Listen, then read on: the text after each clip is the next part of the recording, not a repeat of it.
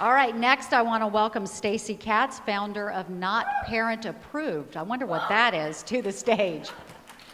Hi, my name is Stacy Katz, and this is my pitch. As a mom, I was desperate to find an offline game that could genuinely compete with technology for my son's attention. We wanted to create a fun game that kids and tired parents could have a blast playing on their own or together. Not Parent Approved is an inappropriately appropriate card game for mischief makers 8 and up. Think Cards Against Humanity, but kid-friendly. We've not met a kid yet who doesn't laugh and love it. Join the fun, and please order now at notparentapproved.com. Genuinely compete with screen time with that.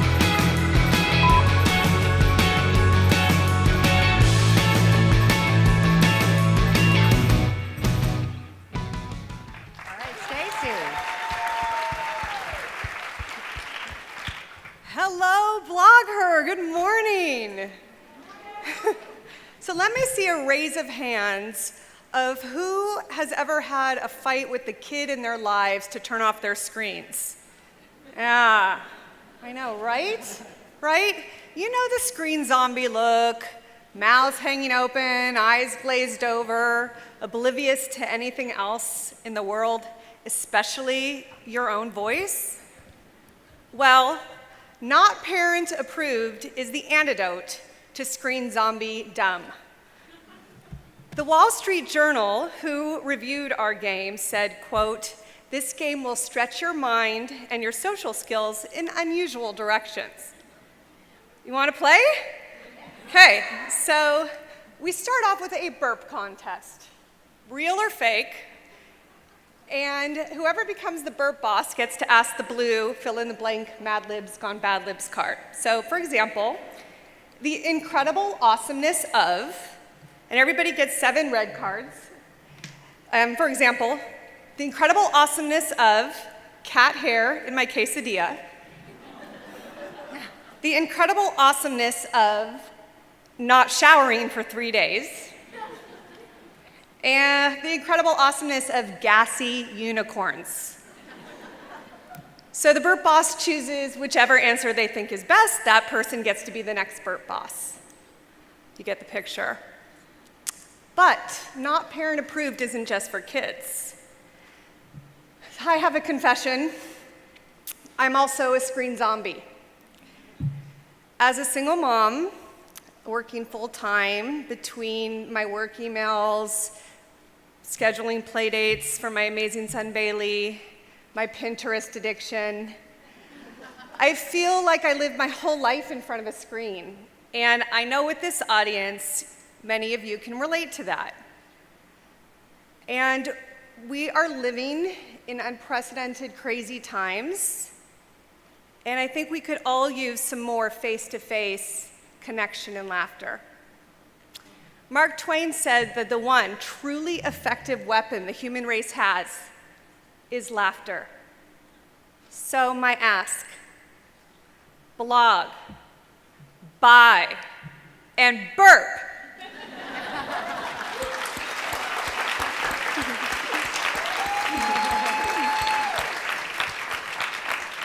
Blog, buy, and burp. Yep. I can't do the last. You could do a fake one. All right, let's start with Courtney. Well, first of all, that was a great presentation. I think you did a really, really good job. And I would just point out a couple things because I think it's helpful for all entrepreneurs to hear this because pitching is such an important part of what you do. I think you did a really good job, one, sharing what it is exactly so that we all can, because if people understand your product and they think, oh, I would buy that, they get how other people would want to do the same. And I also think you did a good job establishing credibility by mentioning the Wall Street Journal. So people go, oh, this has been validated by the press or other people have heard about this. So I think you did a really good job with those two things. And also the human connection thing. I think it's really important. It can be scary, so scary to pitch. I'm sure you all have experienced this. It can be really nerve-wracking, and we can forget sometimes by trying so hard to share all the positive that we forget to be human in our presentation, and vulnerability actually is very powerful. People don't connect to perfection. They really don't. And when you're trying to share your story, I think a little bit of that humanity is great, and I think you really did that. So, Thank you. so great work on that. The questions I had for you too, how are you telling people, because it can be very expensive, obviously, to let people know you exist, about your product. So are you doing that directly? Are you trying to go to retailers? So how are you sharing your products? Thanks for asking. Well, my Clark Kent day job has always been in public relations. So we've already been on a press tour, because with my career I know that Christmas starts in June for editorial, and we've already submitted for many toy awards. But this is key. Everybody banding together and telling our story. Our goal is to be the #1 game this Christmas. 50% of all games and toys are sold during the Christmas time frame. And we are going to sell exclusively on Amazon.com starting September 15th. We had the privilege of speaking with Elon Lee, who is the founder of Exploding Kittens, which was the gangbuster breakout hit this year, and was also mentored by the Cards Against Humanity founders. And they said that their preferred retail strategy is Amazon, because the founders get to keep more of the funds that we could put more into the game, and then do more of a retail strategy in 2017. And I would just make sure you focus on reviews. We built our business there as well. Right. And for Amazon, the real key for everyone to know is it's kind of like a Kickstarter campaign. Yes. You can't just put it up there and hope it's going to work. Reviews, which is so powerful because they're authentic. It's people who've actually used your product and talk about it. But you really want to make sure you're letting people know and really stressing people, hey, I'd love a review. It matters to me, because that's what drives the word of mouth there. So you're not spending large marketing dollars, because obviously you're We're just a startup. bootstrapping it. Right. We did a Kickstarter, and we were funded in 3.5 days, but not enough. Did you raise? Pardon me? How much did you raise on Kickstarter? We raised about $13,000, which is a start, but Yeah. not enough to go to the toy fairs, not enough to do big marketing buys at holidays. So every dollar counts. This would be a huge plus to reach the consumer. To win this contest and break through this Christmas would be a dream. Stacy, what is the price? And great job. I just want to echo what Courtney said about your enthusiasm, and also expressing, your pain point and why you decided to create this product. I think pain points are so important in connecting with consumers, and obviously in pitching and selling your product as well. What is the cost of the game? Thank you. It's $24.99 at retail. We have a special 30% off for the blogger audience on our site now for pre-ordering. But we were very careful about making it price competitive. There's 455 cards in the entire deck. And is that comparable to other games? Absolutely. Okay. And my other question was, how did you land in the Wall Street Journal? Was that because you pitched, or? Yeah, my pitching. No pun intended. You pitched because, yeah. Yeah. How many games break through every year?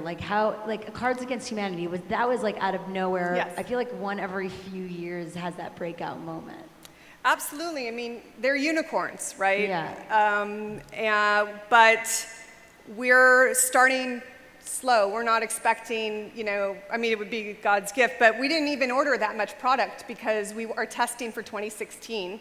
So we're basing it based on our Kickstarter response. And the great thing about Not Parent Approved, it's evergreen. It's not just a holiday game. It's something that every time you play, it has a different feel. The cards don't get old. We launched at the Chicago Toy and Game Fair in a very basic prototype. And we played with Girl Scouts and people from church, middle school, nobody I even knew. Imagine that.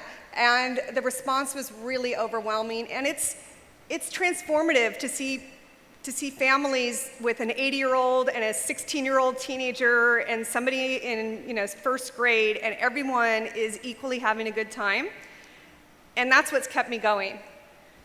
So, All right. I can totally relate to this because I have a 9-year-old boy, although Yeah. I suspect that my 17-year-old daughter would probably win the burping contest.